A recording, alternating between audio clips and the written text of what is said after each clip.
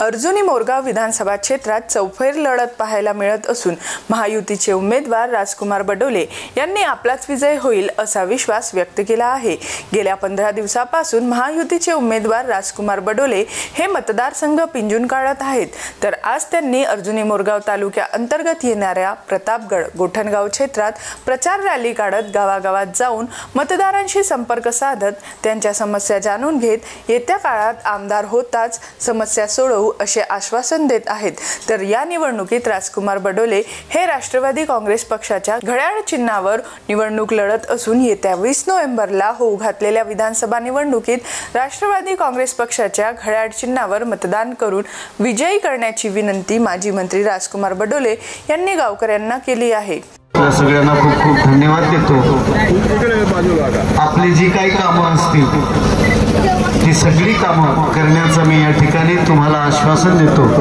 फक्त येणाऱ्या 20 तारखेला आपली लाडकी बहीण योजना आपल्याला महाराष्ट्रात सुरू ठेवायचं आहे।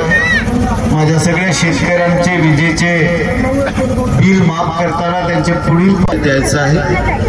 आपल्या शेतकरी सन्मान निधीमध्ये जे 6,000 रुपये राज्य सरकार देते त्याच्यात 15,000ची वाढ करायची आहे। आपल्या युवकांसाठी कौशल्य विकासाच्या माध्यमातून मोठ्या प्रमाणात नोकऱ्या द्यायच्या, अशी अनेक कामं या ठिकाणी करायत आणि आपल्या गावात जी कामं राहिली आहेत ती सगळी कामं पूर्ण करण्याचा मी तुम्हाला या ठिकाणी आश्वासन देतो।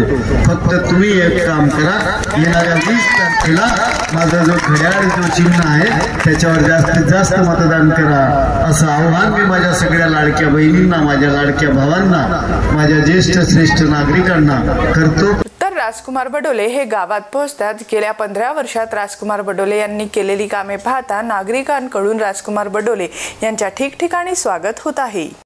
जीबी न्यूजचे प्रत्येक अपडेट मिळवून घेण्यासाठी तुम्ही आमच्या चॅनलला लाईक करा, सबस्क्राइब करा आणि शेअर करा, तसेच बेल आयकॉनला सुद्धा प्रेस करा। आपला जिल्हा, आपली बातमी, जीबी न्यूज गोंदिया।